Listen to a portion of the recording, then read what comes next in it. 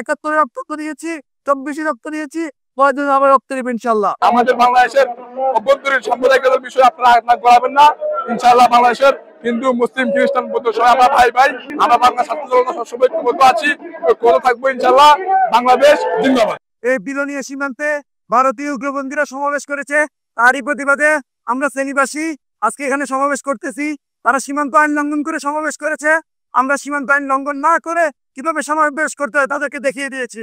ভারতীয়রা চক্রান্ত করতে থাকবে, আমরা সকল চক্রান্ত তাদের রুখে দিব, তাদের সকল আগ্রাসনের বিরুদ্ধে আমরা রুখে ধরবো।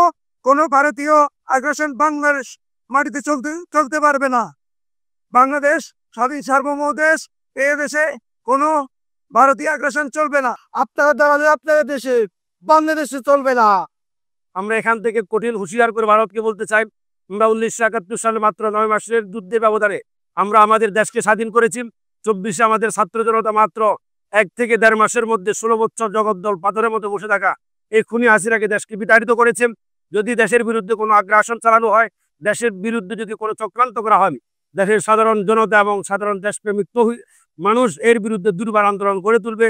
এবং শুধু ভারত নয়, বিশ্বের যে প্রান্ত থেকে আমাদের দেশের বিরুদ্ধে চক্রান্ত করা হোক না কেন, আমরা কাউকে ছাড় দেব।